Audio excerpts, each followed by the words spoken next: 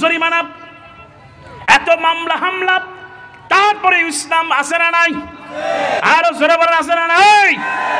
ইসলাম আছে আর নাই। যদি প্রকাশ্যে একটা দিন যদি বাংলার মানুষ পাইতো, বোঝা যেত এই দেশে ইসলাম আছে। লক্ষ লক্ষ জনতা মাঠে নেমে আসবে, কাউকে ভয় করবে?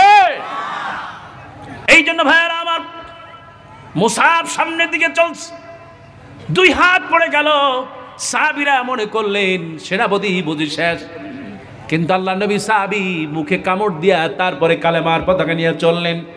অনেক দূর যখন চলে গেলেন, এবার পিছন দিক থেকে একটা তরবারির আঘাত দেওয়া হলো। তার কারণ আল্লাহ নবী সাহাবীদেরকে পরীক্ষা করা হয়। এই জমিনে যার ওয়ারিস থাকবে, নবীর ওয়ারিস যারা, তাদেরকেও পরীক্ষা করবেন তিনি কে? আল্লাহ রাব্বুল আলামিন পরীক্ষা করবেন। এই পরীক্ষা অল্প অল্প করে উত্তীর্ণ যারা হবে তাদের বিজয় দিবেন তিনি কে? আল্লাহ পাক বলেন, খবরদার খবরদার, ওয়ালা তাহিনু ওয়ালা তাহজানু, তোমরা চিন্তাও করো না, তোমরা ভয় পেও না, হতাশা হয় না, আল্লাহ রাব্বুল আলামিন তোমাদের বিজয় দিবে, কোনো চিন্তা করো। এবার মুসাব সামনের দিকে চলছে, তরবারির আঘাত আসলো, এমন জোরে আঘাত দেওয়া হয়েছে, আরে আল্লাহ নবী সাহাবী মুসাবের কল্লাটা যেন একেবারে দুই ভাগ হয়ে যাওয়ার মতো। তারপরও দাঁত দিয়ে কামড়ায়, তিনি আর দাঁড়ায় থাকতে পারলেন না। হযরত মুসা বসে পড়লেন, বসে থাকতেও পারলেন না। এবার পাশের যে সাহাবী, তাকে বললেন, ও আল্লাহ নবী সাহাবী শোনো, আল্লাহ নবী আমাকে কালেমার পতাকা দিয়েছিলেন, আমার হাত চলে গিয়েছে, ডান হাত আমি ছাড়ি নাই, বাম হাত চলে গেছে, তাও কালেমার পতাকা ছাড়ি নাই, এমনকি আমার কল্লাটা দুই ভাগ হয়ে যাচ্ছে, তারপরও আমি আমার কালেমার পতাকা ছাড়ি নাই। আল্লাহ নবী যদি বেঁচে থাকে বলবা মুসাব সব দিয়েছে, ইসলাম থেকে সরে যায় না। এরকম মুজাহিদ আছে না নাই? এই জমিনে আছে না নাই? কোরআনের পাখির যেদিন রায় হয়, গোটা পৃথিবী দেখেছে সাতক্ষীরার কথা কথা বলে, ঠিক কিনা? আজ আমার মায়েরা তাদের সন্তানকে আসিয়ার মতো বিলিয়ে দিয়েছে, ঠিক কিনা? আমার মায়েরা তাদের সন্তানদেরকে সুমাইয়ার মতো বিলিয়েছে, ঠিক কিনা? এই জন্য কোরআন আছে যেখানে, আমরা আছি সেখানে কোরআন আছে।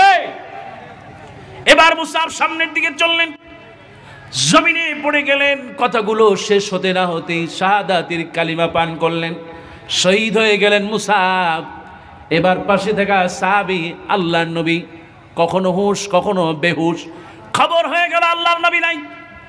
আল্লাহ নবী যখন হুঁশ আসলো, বিশ্ব নবী বললেন, ও সাহাবীরা, মুসাব কই? সাহাবীরা বলেন, ইয়া রাসূলুল্লাহ, ইয়া হাবিবাল্লাহ, মুসাবের ঘটনা তো এই। আল্লাহ নবী উহুদের ময়দানে দৌড়াতে লাগলেন, পাগলের মতো দৌড়াতে দৌড়াতে গিয়ে বললেন, আহারে মুসাব কোথায়? বালির মধ্যে হাত কাটা, দুই ডানা কাটা মুসাব পড়ে আছে। বিশ্ব নবী গিয়ে বসলেন, আল্লাহ নবী দুই হাতের উপরে মুসাবকে নিলেন, আর চোখ থেকে দর দর করে আল্লাহ নবী পানি ছেড়লেন। বিশ্ব নবী জীবনের সবচেয়ে 4 বার বেশি কেঁদেছে। জোরে বলেন কয়বার? মুসলমান জোরে বলেন কয়বার? এই সেই নবী হযরত মুসাবকে যখন হাতে নিলেন, চোখ থেকে দর দর করে পানি পড়ছে। আর একবার আল্লাহ নবী কেঁদেছেন। আল্লাহ নবীর স্ত্রী খাদিজার মৃত্যুর 25 বছর পর আল্লাহ নবীর সামনে যখন মা খাদিজার গলার হারটা চলে আসলো, আল্লাহ নবীর সামনে মা খাদিজার গলার হারটা যখন বিশ্ব নবীর সামনে হাতের উপরে আসলো, আল্লাহ নবী দেখেই চিনে ফেললেন, এটা আর কারো নয়, আল্লাহ নবীর স্ত্রী খাদিজার গলার হার। সুবহানাল্লাহ। 25 বছর পার হয়ে গেল, 25 বছর পর স্মৃতিগুলো হাতে চলে আসলো। সাহাবীরা বললেন, ইয়া রাসূলুল্লাহ, আল্লাহ পাক আপনাকে কত সম্পদ দিতে চেয়েছেন, আল্লাহ পাক আপনাকে দুনিয়ার বাদশা বানিয়ে দিয়েছেন, আর এত সম্পদ কাফেররা দিতে চাইলো, তাও আপনি নিলেন না। সামান্য একটা গলার হাত দেখে আপনার চোখে পানি। ইয়া রাসূলুল্লাহ, আপনার আসলে কি হয়েছে বলেন তো?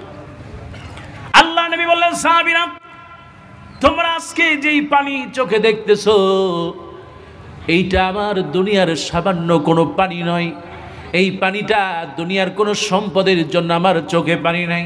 ওর সাহাবীরা, আজকে 25 বছর পর এই খাদিজার মালা, গলার হার আমার হাতে এসেছে। না জানো 25 বছর আগের স্মৃতিগুলো আমার চোখের সামনে চলে আসলো।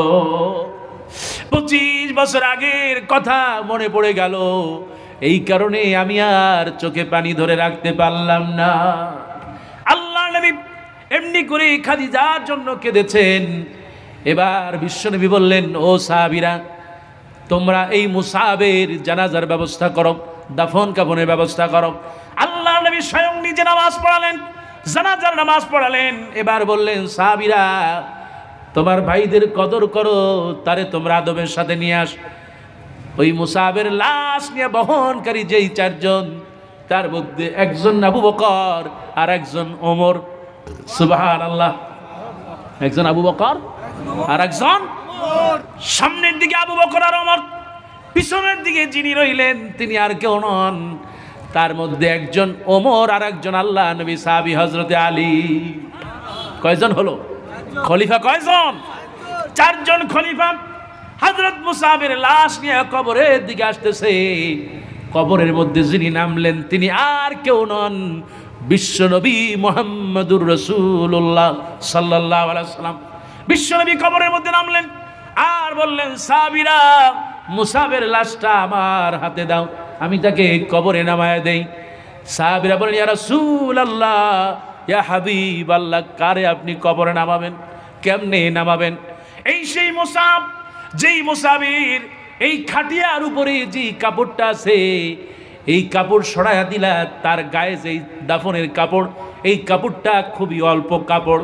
ওগো আল্লাহর নবী, এই কাপড়টা দিয়ে যদি মুসাবের মাথা ঢেকে দেওয়া হয়, পা খালি থাকবে, আর পা যদি ঢেকে দেওয়া হয় তাহলে মাথা খালি থাকবে।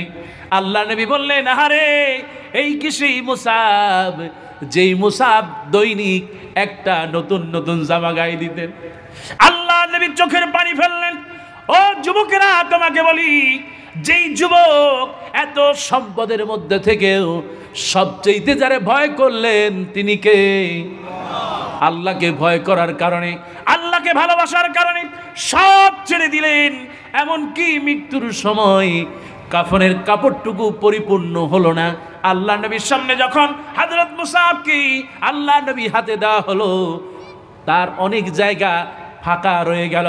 এবার বিশ্বনবী বললেন, কাফনের কাপড় যতটুকু আছে ওই মাথার উপরে দিয়ে দাও, আর ওই পা যে খালি জায়গা আছে ওই জায়গাটা বালি দিয়া ঢেকে দিয়া তারে জান্নাতে পাঠায়া দাও।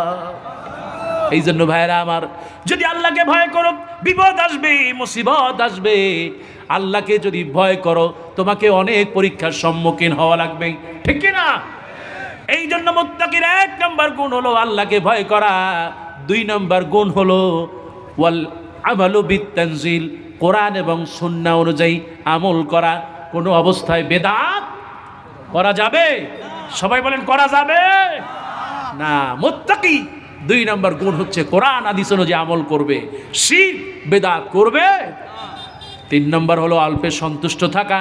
4 নম্বর হলো দুনিয়া থেকে চলে যাবে, যাওয়ার প্রস্তুতি নেওয়া। ও যুবক, তোমাকেই বলি, আল্লাহ রাব্বুল আলামিনকে কেমনে ভালোবাসতেন। মিশরে আমি যখন গেলাম,